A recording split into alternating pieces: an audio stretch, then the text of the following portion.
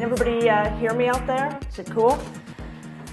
Great. Thank you so much for that great welcome, and I'm thrilled to have the opportunity to speak to you all today.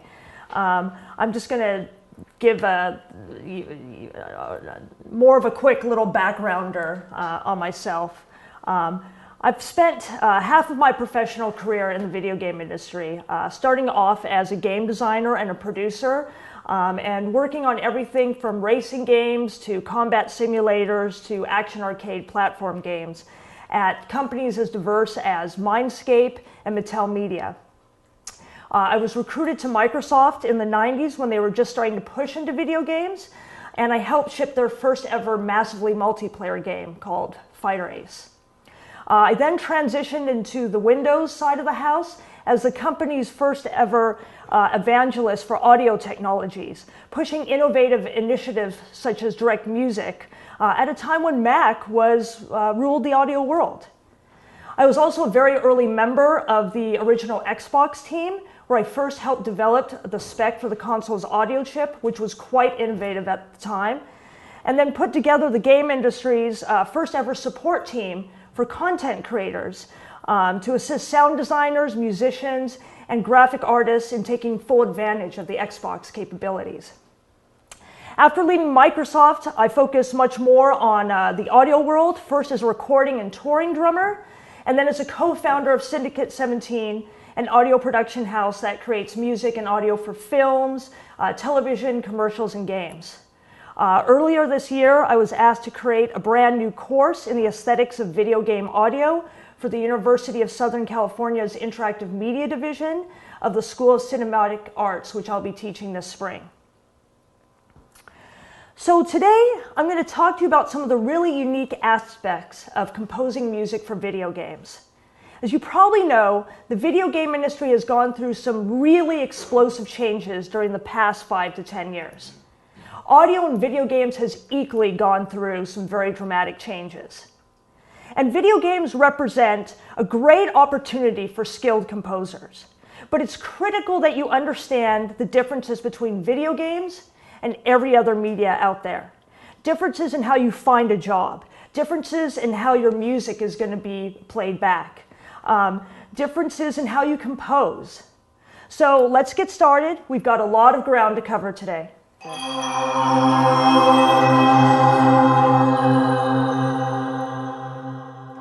Boy, that is loud.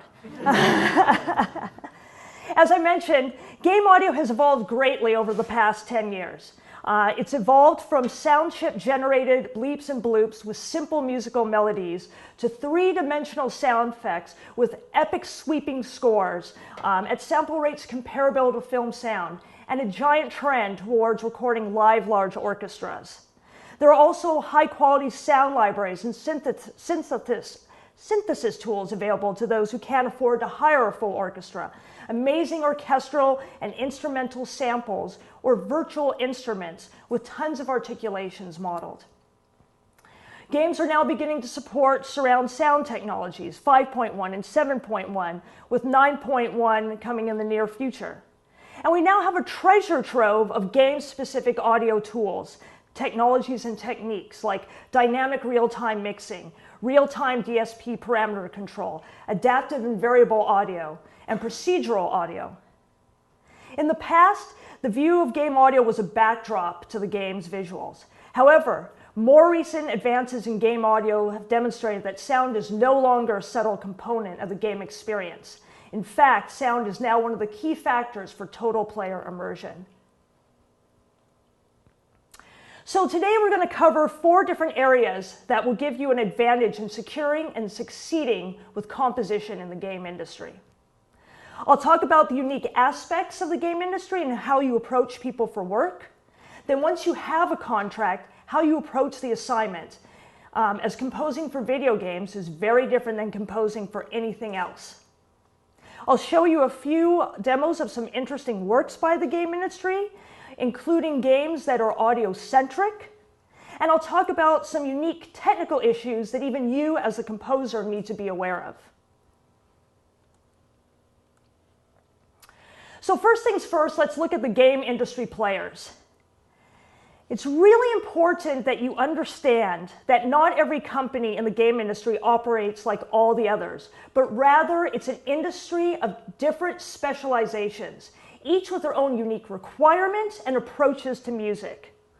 What approach Microsoft and what philosophy Microsoft has towards music and games probably differs than what Electronic Arts does. And again, probably differs than what Blizzard does. So you kind of need to understand all about that. The other thing is you have to kind of understand like who does what, publishers and developers. And one way I found helpful to think about the game industry is to break down companies into those who are more focused on developing games and those who are more focused on publishing them. It might help to think of the major publishers as the game equivalent of a record label or a movie studio. These are the guys that fund, sell, and market the game. These are like Microsoft or Sony or THQ or Ubisoft. Now think of developers as being an individual film crew or band. These are the guys actually responsible for making the games that the publishers publish. Now, of course, most publishers also develop some of their games, but they typically don't have the capacity to do it all in-house, hence why they also work with outside developers. The other thing that it's important for you to understand is that many companies specialize in a particular type or types of games. For example, companies that focus on massive online games probably don't also produce games for mobile phones and tablets. One key distinction is the growing divide between core games or big budget blockbuster console titles and casual games or mass market titles that you typically find on Facebook or other websites. And the requirements and the way you approach composing for these types of games is going to be very different. And you're going to need to learn and understand those differences. So once you've sorted out who's who in the game industry, how do you figure out who to approach for a contract? Well, that depends. In general, the developers are responsible for contracting out the score music, and publishers typically license songs. However, in several cases, the opposite may be true. So it's important to really get to know the people who work for these companies and understand how they do business. Before I move on, I do want to make a very important note about licensing songs to the game industry. The game industry has been moving away from paying for licensed songs and will actually use your song in a game in exchange for a promotional opportunity. So unlike TV and movies, licensing your works to the game industry is not really a viable means of support. You really need to learn how to actually write and compose music for games. So if you really want to make a go at it, you're going to have to network like crazy. And I mean like crazy.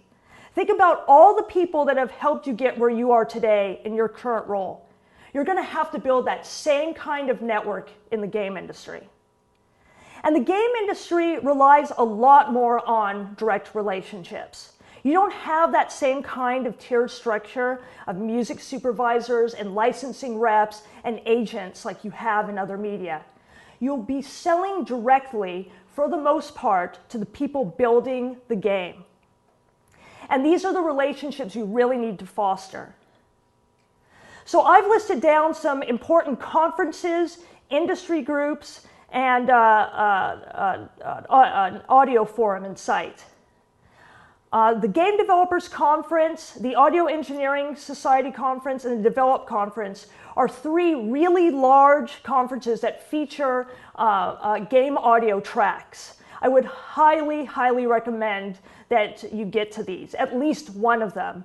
The Develop Conference is in the UK, by the way, so at least that's a little closer versus GDC, which is in the States. And The thing is first of all, these are great for educational purposes. You'll learn a lot about game audio. You'll learn a lot about emerging technologies. You'll learn about like what people or how they're using audio in their games. You'll meet, you know, all the who's who in the game audio world there. Plus, you'll also meet, you know, the folks that basically would give you a job would be there. So not only these great for educational purposes, but they're ripe for networking. And again, it's all about networking. This is a industry that's built on relationships. I also highly encourage you to join the 2 audio industry groups, SIG and Gang. Again, you will connect with the who's who in the game audio world. You'll find out what are the current issues in game audio. There's different working groups there, like, you know, trying to, you know, talking about things like, you know, interactive audio and talking about things like audio education in schools and different issues. Plus you can, you know, ask questions and things like that. So these are really important groups. The other thing is gamasutra.com. This is a game developer site, but there's a section on game audio, and there's a lot of fantastic articles. So again, you know, you can learn a lot. And what's also cool is that there's job postings up there. Another place to go to is LinkedIn. There are game audio forums on LinkedIn. So you can ask questions, there's job postings there, and again, you can see what people are talking about. What are sort of like the big issues in game audio?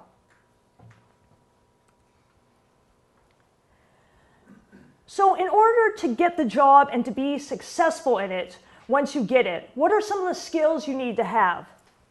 Well, first and foremost, you're going to need to increase your technical knowledge. You're going to have to understand all the different various gaming platforms out there and what their specific issues are. So you're going to have to look at something like an Xbox 360, a PC, an iPhone, an Android system, a Sony handheld, whatever's a game system, you're going to need to like learn about it, understand its implementation issues, because you just don't know, you know, what kind of job you might get, what you're going to have to compose for. The other thing is you're going to need to have to learn the game audio tools out there and their implementation issues. Fmod and WWise are 2 of the biggest game audio tools out there. And you should definitely download those and work through the tutorials. And there's some wonderful tutorials on YouTube that can help you out. The other thing is that you really should look into becoming as versatile as possible in writing lots of musical genres and instruments. Now, this is not to say that if you specialize in like writing rock music or jazz music that you won't get like a job in the industry. That's not true. But what I'm trying to say is that the more you know and the more skill sets you have, the more opportunities are going to come your way. Homework, oh my God. Nobody told me there'd be homework. Well, this is super fun homework. Basically, one exercise that can really help you to prepare and create music for video games is to analyze the musical scores in existing games. And you need to play a variety of games. Puzzle games, role-playing games, action games, and play them on different platforms. So you kind of see like how people are using music and what they're doing. And then what you want to do is, you just kind of want to go and analyze it. Like, what elements did you feel were the weakest or the strongest? Did the audio pull you out at any time? Was the music repetitive and annoying? Did you feel like you had to turn it off because you couldn't take it anymore? Did the music distract or enhance the gameplay? Did it reflect the on-screen action? And most importantly, what might you have done differently? Now, unless you are an established game composer in the industry, you're going to need to have a demo or demos that show off that you can handle the job and demonstrate the skills needed to get the job done. And one of the ways you do this is you take a video from a game and you write a new score for it. But you don't want to just write a linear score. You actually want to demonstrate adaptive and variable music. Basically, music that reflects the on-screen action and music that sort of morphs and changes and evolves over time, is non-repetitive. The other thing I want to note of a way to kind of like get working on a game or sort of get your foot in the door is try to get on a student game. There are many universities that have video game programs, basically in these universities, a lot of the students have to go and form teams and create games. Usually things like the art and the audio get outsourced. I know at USC, I'm working with a class called Advanced Game Projects, and a lot of the audio has been outsourced, and it's actually quite some very famous film and TV composers who are trying to break into the game industry are getting onto these student games. You work them for free, basically, but it's a chance for you to kind of show off your skill sets and be able to actually work on a game. And the cool thing is like, particularly with this class at USC, is like, you know, these folks are going to enter in their games into like the Independent Game Festival, or they're going to actually create, you know, companies and get funding. So this is a really great way to work on a game and kind of show your skills off to other folks. So as I said before, there are significant differences between writing music for games and writing music for other media. Let's take a look at those differences. So in a linear medium like film, there are a few things that define the parameters of music composition. A movie contains a fixed set of actions. Each scene is perfectly planned, and the composer knows exactly what to compose and where to take the audience emotionally, because it's all scripted. It's a passive form of entertainment. Music is also a post-production element that's placed after the visual elements have created. So again, you can carefully craft your sound in that kind of medium. Well, in a game, the player controls the action and determines what will happen. Therefore, specific game events and actions are not known in advance. Users' actions are dictating the flow and timing, and so it's impossible to map out the entire flow, and there's almost limitless possibilities. So game music must be able to adjust as players navigate through the game environment, regardless of the order they do it in, without bringing any undue attention to itself, meaning it's got to be seamless, shouldn't be noticed. Also, unlike films, most console and PC games are long, like 30 to 50 plus hours of gameplay, so music has to survive high levels of repetitiveness. The other thing is that there's technical aspects to consider, meaning, again, what platform or platforms are you composing your music for? And what are the game engine's capabilities? And we'll talk about the game engine a little bit later. So another unique thing about music in games is that it almost always serves a game-related purpose. It doesn't just set a mood or evoke emotion. It also provides feedback to user actions. It is used as an informational device. The music can act as a warning to the player to indicate when an enemy is approaching, for example. It can influence and manipulate a player's feelings. It encourages or influences the player to do something or punishes the player for doing the wrong thing. It identifies the era and setting. Like if you're playing a World War II game, you want appropriate period music. It increases immersion and establishes the gameplay pace, meaning faster music gives players the feeling of speed and that there's some sort of urgency. For example, to indicate that time is running out or that their life levels are dwindling away. And slower music is usually utilized for periods of exploration. You can also use empathetic devices like using happy and upbeat music in a dire situation to trick or unsettle the player in some way. So let's talk a little bit about the process of scoring a game. First, we're going to talk about setting the ground rules, then where to place music, consider aesthetics, can also consider ambience, not just music, maximizing the score's precognition and minimizing repetition in your music.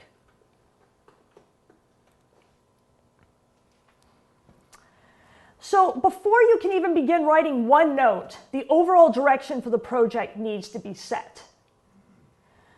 Things to think about are, what parts of the game should have music? What style of music is best? What are the range of moods that are going to be reflected in the game? How should the music transition? Are there aspects of the gameplay that would benefit from musical accents? How will the music behave in the game, and what is the degree of adaptability and variability that will be utilized? What are the tools and technologies that will be utilized to bring the score to life? How will the music system communicate with the game engine and the techniques to be used for music implementation? Now, in some instances, you'll be involved in this process, and in some instances, you'll just be told what they are. Games have very specific places where music is used, and most of these are probably very familiar to you. Also, every place in a game has a defined purpose, and the music needs to support each one in an appropriate manner. For example, some music has to provide subtle clues to the significance of what's happening or going to happen. Some is designed to continuously loop without any noticeable repeat points, while other music is designed to adapt and seamlessly transition between various cues as the on-screen action changes. Let's take a look at this list quickly. So with intro sequences, these are typically created as the main musical theme of the game. The opening sequence sets the tone for the entire gaming experience. So you really want to put your best foot forward here. This is a super, super important area.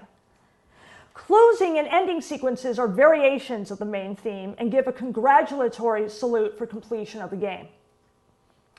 In menu screens, players tend to spend a long time in these areas, so music should be unobtrusive and not annoying.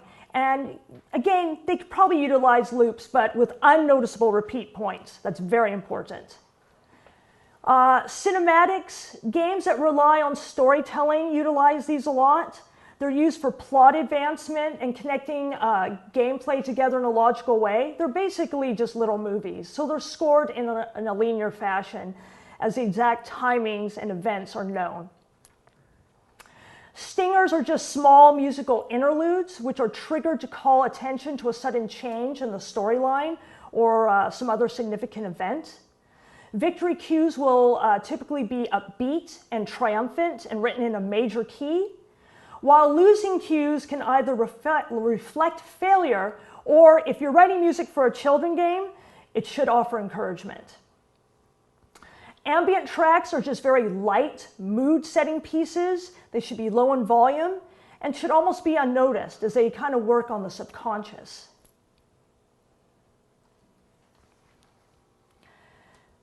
Now, this is super important. You really need to consider aesthetics when creating your music for games. And you might think that that's obvious, but it really isn't. And there's a lot of games out there that really are not. The music really doesn't take aesthetics into consideration, and it's not very pleasing. So you kind of want to think about how to use your music to help tell the story, how to control the pacing of the gameplay, how to enforce the gameplay narrative, and how to influence the player's emotional status, even potentially playing against the visuals.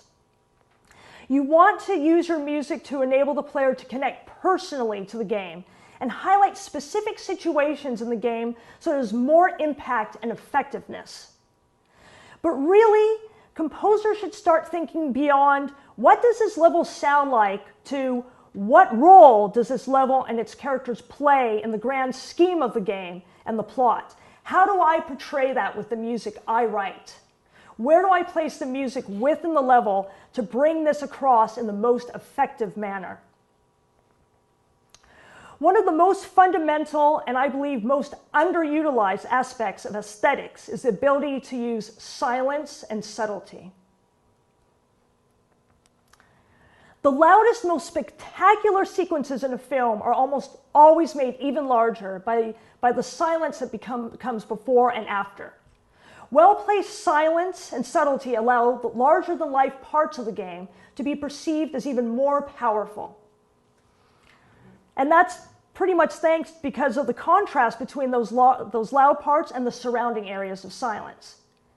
As a result, the clever use of silence can potentially have a greater impact on the viewer than the biggest and loudest sounds. Produced by Danish game developer Playdead Games in 2010 on a shoestring budget for digital-only distribution on Xbox 360, Limbo is a black and white 2D side-scrolling game where a boy searches through a dark forest for his lost sister. In this game, the focus is on minimalism, with an emphasis on silence and subtlety. Rather than relying on a traditional music soundtrack, which could be seen as overtly manipulative, this game instead uses sound effects for their musical qualities. Prominence is given to the sound of the boy's movements to emphasize silence and subtlety in the ambient sound and to allow the music to emerge from the sounds of the environment. The game also uses subjective perception extensively, emphasizing the sounds of upcoming obstacles and environments even before they're revealed visually. Conversely, as the player passes certain objects, they may be silenced entirely, even though they may still be on screen, if the on-screen objects are no longer important to the gameplay. As such, the sound is driven by the subjective experience of the character, not by the environment. The Misadventures of P.B. Winterbottom, which was originally developed as a student project at the University of Southern California, and also released as a downloadable title on Xbox 360, is presented in the style of a silent film from the 1900s. There's no spoken dialogue, all speech is presented in the form of title cards, and the musical soundtrack is composed in a ragtime piano style, again similar to those early silent films. And the sound design even includes the sound of film running through a projector. As such, the audio supports the overall aesthetic of the game, which includes an almost exclusively black and white color palette, screen flickers reminiscent of old-time film projectors, a static camera that never moves, and even film perforations on the sides of the screen. In 2009, another team from USC, that game company, released Flower as a downloadable game for PlayStation 3. This is another game that really focuses on aesthetic. In Flower, the player actually controls the wind, and your only goal is to blow a flower petal through the air. Fly close to other flowers and your petal will start being followed by other petals. Fields will spring to life, or windmills will start turning. Flower was designed to evoke positive emotions rather than to follow the traditional conventions of gameplay. The narrative comes entirely through emotional moments and visual analogs. Featuring a musical score that dynamically responds to player actions, the game uses the concept of entrainment to induce a trance-like state of calm. Incidentally, that's the same company that also just put out the game Journey, and I'll again just restate, those last two games came out of a university. Those were student projects. So, you know, if you can like hop on a student project, you can either become a part of that, you know, eventual company, or again, you know, get your work out there. So please, please do consider student games as a way of getting your foot in the door. What you should have also noticed from these last two games, is that they also wholeheartedly took the concept of ambience and creating a rich and varied soundscape into consideration.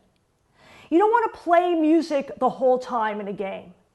Film doesn't even do this, but it's so remarkable that, like, when I've seen film and TV composers go to work on games, they wallpaper the entire game with music, and it's just, it's crazy and it's too much. Plus, as I said, the overall length of gameplay can be indeterminate. And because of that, game audio has to survive these high levels of repetitiveness in order to combat listener fatigue. You know, even the best, most fantastic score can become tiresome and tedious under these circumstances. So you really want to consider ambience and where you use your music to give it the greatest impact in a game. Ambience is also extremely important in creating an immersive game auditory setting. It sets the mood, tone, and vibe, and provides a sense of life throughout the game. Ambience should support the environments of a game as well as the emotional state of the player by immersing them in a very believable world, whether that's an authentic medieval village or a made-up fantasy world. Walking through a bustling metropolitan city area should mean hearing cars, beeping horns and other traffic noises, people walking and talking, etc. Day and night cycles should also be reflected, as well as weather changes. Also, instead of manipulating the emotions of the player through playing music, as music can influence a player to act in a certain way, use acousmatic sounds, which is just a fancy way of describing sounds whose source is not visible, in order to leave things open to interpretation and allow people to project their own feelings and emotions on the experience. Since we cannot see the source or cause of the sound, this can create a sense of mystery and apprehension. And this is a great way to communicate messages, meaning, pacing, and mood in a non-visual way. When we hear a sound without seeing its source, we're forced to interpret what we're hearing, perhaps even subconsciously. Is that a baby crying? Why are people shouting? Is there a storm brewing outside? Are there giant robots walking by? In this way, acousmatic audio can communicate meaning, metaphors, or even game elements that don't exist visually. Wooden signs banging against buildings in an abandoned windy town might suggest that a previous horrific event took place. Or a person crying or whimpering in the distance might suggest suffering and vulnerability. And you can use unknown sounds to create confusion and possibly fear in a player. As games are interactive, soundscapes should also be dynamic and react to the actions the player has taken. If I shoot my gun off in an outdoor environment in a game setting, then birds should fly away, things should happen, a chain of events should take place. Crowds should dynamically and intelligently react to how their sports team is performing. Rather than having a fixed recording or loop that fits the visuals occasionally, this would enable a truly responsive environment that feels true and responds to users' actions, creating a more immersive and less distracting game world. But under all these conditions we talked about, great ambience should portray a living, breathing environment. In Red Dead Redemption from Rockstar Games, a lot of focus and attention was put towards the ambient sound design in order to create a very authentic Old West environment that lives and breathes with the purpose of triggering an emotional reaction from the player. There are unique ambience for each of the 3 main regions in the game, and the ambiences are further broken down within those regions. For example, things like bugs, birds, and other animals are further refined to respect things like weather and the time of day. A great deal of attention was paid to the sound vocabulary of the horses, as they are so omnipresent in this type of game. They needed to have the most variety in their sounds, their snorts, their nickers, their breaths, their whines, and variations were created within each of those categories on top of that. This game also features a great audio mix, which adapts at runtime to whatever is happening in the game, and this ensured that the sound effects were always heard during important moments and that the music never drowned out the dialogue. Battlefield 3, developed by DICE, utilizes a very cool and affecting mixing technique called HDR audio to create a very believable and dynamic soundscape.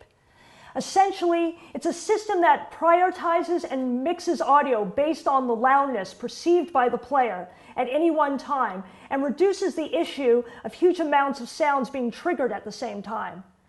This technique, of course, is very important for something like a combat or a military game where you've got a lot of people like shooting guns, particularly in multiplayer mode. So let's take a look. You're going to notice that every gun sounds different when shot from various ranges, and no matter the amount of noise, the sound experience does not break down. In multiplayer mode, you can have tons of players firing the exact same weapons at close proximity to each other, and you'll still be able to identify each individual person firing. It doesn't sound like a single sound effect being repeated. The shots are unique and distinct. Dead Space, a survival sci-fi horror game from Visceral Games, does a great job at taking the conventions of horror movies and applying them effectively and naturally. This game also uses nonlinear analogs to great effect. Nonlinear analogs have been used frequently throughout the history of cinema, and they're sounds that are much louder than the normal range of an instrument or an animal's vocal cords, and experience sudden nonlinear frequency changes when they become raspy. As humans, we recognize these sounds as distress calls. For example, the violin shrieks during the famous Psycho shower scene mimic those of wild animal distress calls. In 1933, the original, and I think the best, King Kong demonstrated the first use of the manipulated recordings of animal sounds in an effort to create a truly terrifying experience for the audience, even before they saw the creature.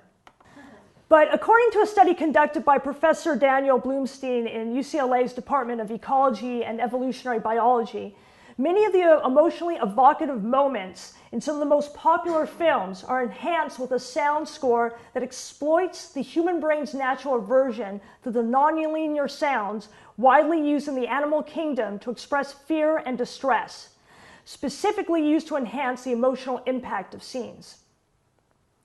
You can use composition techniques and sound effects to mimic those nonlinear sounds. Harmonic dissonances, vibrato and tremolo, trills and flutters, these all emphasize evocative emotions. Let's take a look at Dead Space's use of sounds. I want you to check out the frightening sounds and rich multi-layered textures in the game, while the player just stands still in an empty maintenance shaft. So just to reiterate what adaptive and variable music is. Instead of having a detached linear score that merely accompanies players through their journey, like in film, adaptive and interactive techniques enable music to adjust in real time to what is happening in the game. Adaptive musical scores adapt as the gameplay changes based on the player's choices. Adaptive audio is cool because it creates more immersion, since the player feels more enveloped in the game, and if the music's directly connected to the events. Also, again, as mentioned, the overall length of the gameplay can be indeterminate. So you want your game audio to vary up. You want it to evolve and change and morph based on the player's actions in order for it to continue to stay fresh and new. These types of scores also can smoothly change intensities and musical styles. And most importantly, all of this is done in a musically satisfying way and does not bring any undue attention to itself. This is super important. You don't want things changing in a clunky manner. You don't want train wrecks. You want things to be as seamless as possible so it's, unnoticeable. It just sort of works, on the player.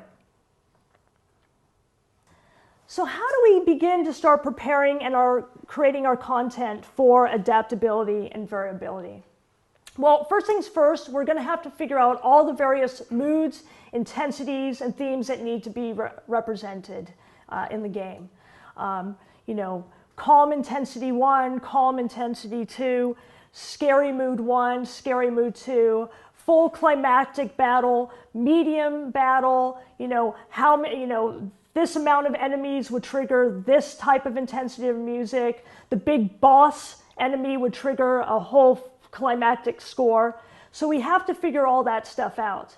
And after we figure out all the various moods, we're going to create pre-composed musical chunks that can adjust relatively quickly to changes in the game's mood or actions. In a sense, you're arranging on the fly. You're also going to need to know how to ensure the compatibility between the many musical pieces which can play at any one time. So any change in the soundtrack must blend with any other music cue at any one time. This is very important. One recommendation to do this is to base all the music around the same key. This provides a good foundation to make key changes within the same scale and enables the music to return to a familiar route. The game engine will then piece these pre-composed chunks together based on what's going on in the game. And there's many ways to create adaptive and variable scores, but we'll talk about two techniques today: horizontal resequencing and vertical reorchestration.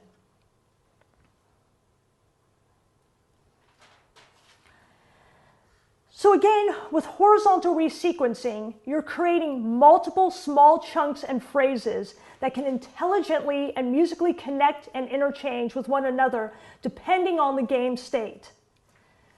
You can also generate new variations by recombining these chunks and changing the order in which these chunks are chained together. An increase in tempo from the main cue is one way to add tension and a hurried feel.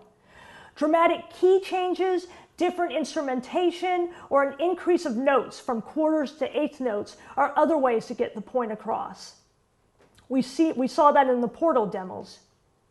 An audio programmer can then add markers to the cues so that the new cue will hit only on the downbeat or at the end of a measure.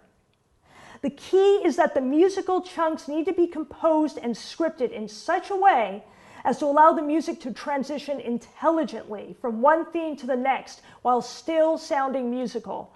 This is an incredibly important thing, and I'm going to be hammering it like pretty much all throughout this talk.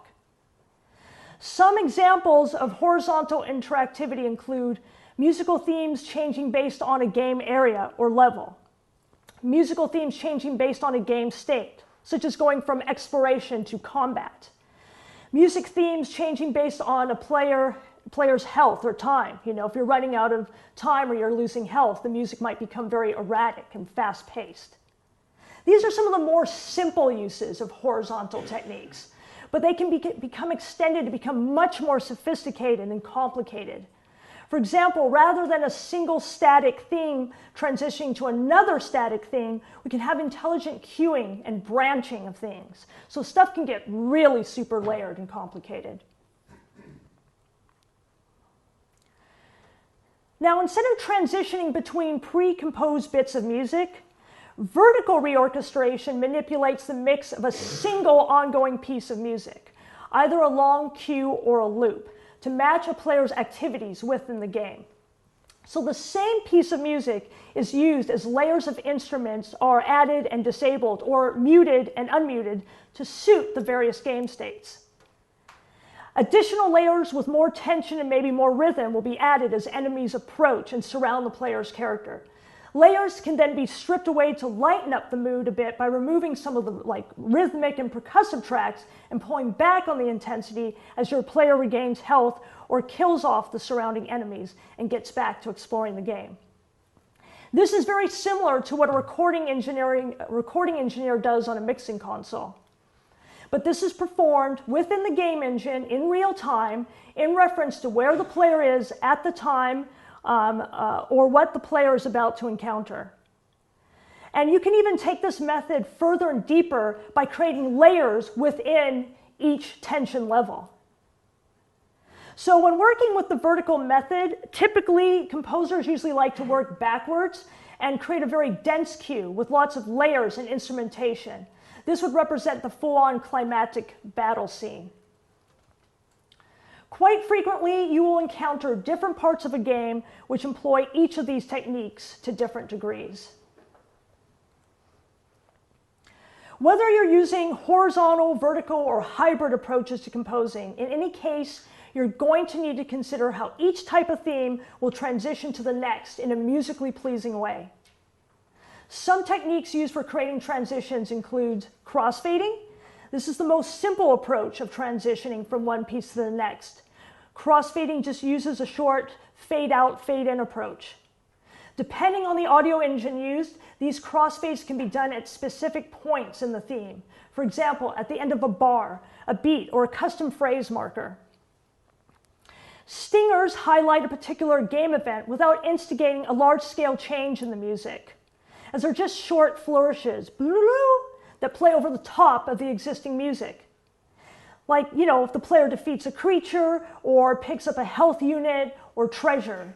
They can also be used to induce emotion, for example, by playing a high-pitched and scary string part as the game camera cuts to the end boss. The other thing is that they can be used as a smoke and mirrors approach to mask transitions between one phrase and another. The use of DSP can be very helpful in some scenarios. For example, when the player's health gets low, you can apply a low-pass filter, cutting the higher frequencies to underscore the dire nature of the player's situation. So, tools for the creation and implementation of interactive dynamic audio range from custom in-house applications to those developed by third-party middleware companies.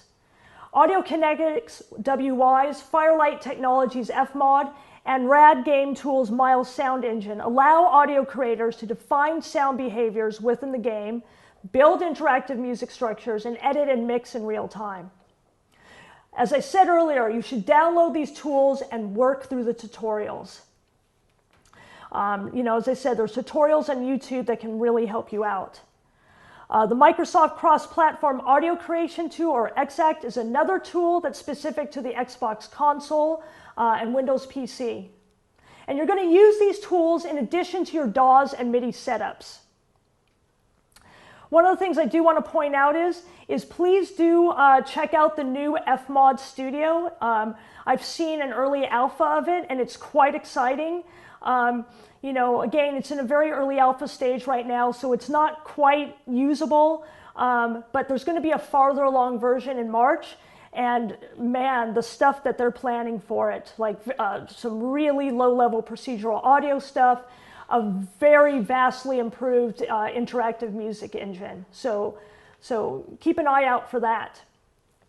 The other thing I do want to mention is that it's important that you're very fluent in all these audio tools, or at least understand the concepts behind them so you can learn the others pretty quickly. Because what you did on one game may be different on a different game. Meaning there are some companies that say, we use FMOD, so you're going to have to be versed in FMOD. And there's other companies that say, we use WYs, so you have to be versed in that. So you can't just go, oh, I like FMOD, so I'm going to spend all my time in that. You can't really do that. You have to be very versed in all these tools. Or again, at least understand the concepts well enough that you can transition to whatever tools the game developer wants you to use.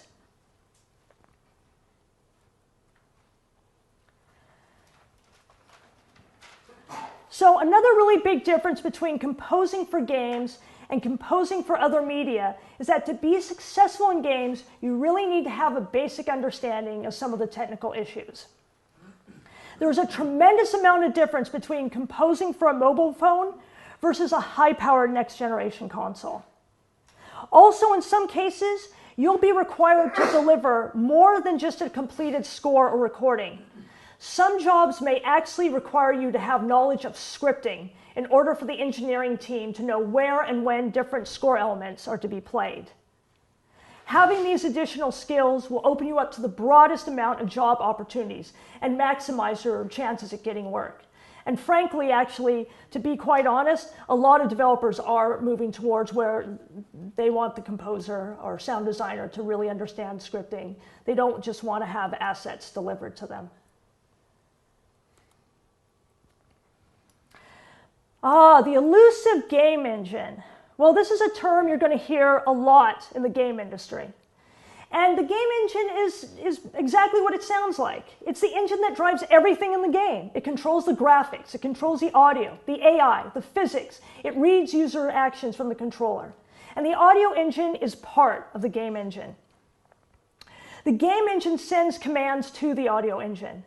And the commands that the audio engine takes from the game engine can be deciding what to play and playing it, initiating changes in the music, changing the positions of sounds in 3D space, performing real-time synthesis and mixing of all the game sound items, and monitoring game data necessary to affect sound at that moment. Oftentimes, a developer will create an engine for a game or reuse one that they created in a previous game. But more often, general purpose engines are being utilized. Examples that you may have already heard of include the Unreal Engine and the Unity engine. But what this means to you is that you may have to adjust the way you work on a project based on the strengths and limitations the developers have chosen. You can't just write a score in the void. You have to understand what you're working with. And if that's not complicated enough, you also need to consider the platform or platforms that the game will be released on, as I've mentioned a few times already. Each platform has its own unique set of capabilities and limitations. Having to do with CPU power, amount of RAM, data storage and bandwidth, all that stuff. And games are a shared resource system. Music does not exist in isolation. You can't, again, just go like, oh, here's my really big high fidelity score. That's just not going to work. All these resources are competing and affecting one another. You've got graphics and physics and networking and AI, and they're all competing for the system resources. So creating audio for games really is all about trade-offs. That's why you have to really learn about the technology, because the technology enables and restricts what can and can't be done. And knowing the technology allows you to make the best use of available resources. It arms you to work with the programmer.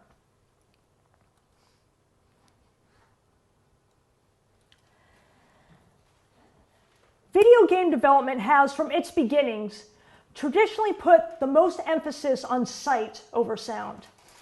But what happens if we reduce or eliminate the visuals entirely and instead build a new type of game based entirely on sound? There are some very interesting games doing just this. Games with audio-driven implementations, sonic adventures, and augmented audio experiences that tell their story through sound. You see through your ears. Essentially, games where sound is the game. Games built mostly on audio stimuli, as with radio dramas in the past, will be more ambiguous and open for interpretation than games built on visuals.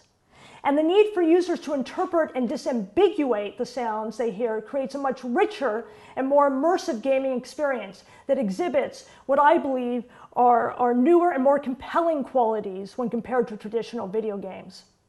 Let's take a look at an amazing game that demonstrates this concept perfectly. Papa Sangre, developed exclusively for the iPhone, drops players in the land of the dead, a land of complete darkness, populated only by monsters, where they're tasked not only with staying alive, but also with finding and saving lost souls. Chimes and other sound effects help you navigate, and you need to listen closely to determine how close they are. Conversely, enemies will growl and snarl and chase you, and obviously you'll want to avoid them. Movement is controlled by the touchscreen, where you take steps forward and then turn to face the sounds. Paul Bennon, the game's principal designer, remarked recently, "They say the pictures are better on radio, and the team's suspicion was that we could create a world as detailed and carefully crafted as any console game, with great art direction and game design, using sound alone. The broad ambition was for an environment as atmospheric as, say, Rapture, or as smart and subtle as the Aperture Science Labs." And if you spend a little time with this game, I think you'll agree that they succeeded remarkably. Pugs Love Beats, from Edinburgh-based Lucky Frame, turns arcade-style rhythm games on their head by marrying elements of resource-gathering games with the grid-based music sequencing interface familiar to most musicians. In other words, the game basically combines traditional gameplay with traditional music composition techniques to create something completely unique. In Pugs Love Beats, the player needs to help the pugs, the dogs, rebuild their lost civilization by guiding them to grow beets, the vegetables, which in turn create beats, the music. The more beets, the music you collect, the more you grow your galaxy. And if that's not trippy enough, you'll collect beets even more efficiently when you dress your pugs up in costumes and hats. Oh yeah. All the game's audio is generated by the player's actions. You create music as you guide creatures around the game collecting beats, making increasingly complex melodies as you progress. Essentially, you are the composer and the pugs are the instruments. As the pugs run across the screen, they trigger sounds which differ based on the type of terrain that the pug lands on. And the sound is also affected by whether the pug is being guided to a tile by a player, or if they're just passing over the tile en route to a different destination. As the player progresses through the game, they travel to different levels or planets, each with its own different composition template and sonic attributes. And as I said, giving the pugs costumes will help them to tackle various terrains and give them different synth voices. Now, Pugs Love Speech runs entirely on a generative sound and music engine, and all the audio is done in pure data, which is a visual programming language for the creation of interactive music applications. Okay, so Dimensions from RJDJ is an alternate reality soundscape game and is also for iOS and is powered by pure data. It uses augmented sound to turn the world around you into an adventure game. Dimensions is played with headphones, and sounds from your actual world are actually picked up by the iPhone's microphone and then enhanced and manipulated and integrated into the story of the game. The gameplay is linked to your daily life, and therefore your activities and behaviors allow you to enter and exit various dimensions within the game, as the developers utilize the iPhone's hardware to detect your movement and location. Players receive missions from Mission Control that involve collecting artifacts and fighting enemies. RJDJ's Michael Breidenbrucker, who is also the founder at Last.fm, says, "This should totally be a companion to your real life. Most games are designed so that they need your full attention. You either interact or you don't, but when you interact, you're in that world. What we try to do is make it work in parallel to whatever you do, to your life, really. You just put it in your pocket and everything around you is enhanced." Dimensions utilizes various audio techniques such as real-time manipulation of audio input from the iPhone's mic, dynamically controlled stems, reactive synthesis, generative audio, and sample triggering. And the music was done by Hans Zimmer for this game, too. And the thing I also want to point out is, all three of those super cool games that are doing amazing things with audio are for iOS devices. They're not for high-powered consoles. And they're all running on these very advanced generative music engines. So it's very cool what you can do for mobile phones and tablets.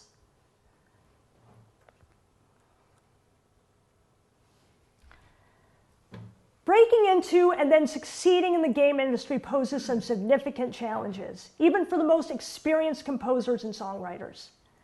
Unlike music for a linear medium like a song or a film, game music must be able to adjust as players navigate through the game environment, regardless of what order they do it in, and without bringing in any undue attention to itself.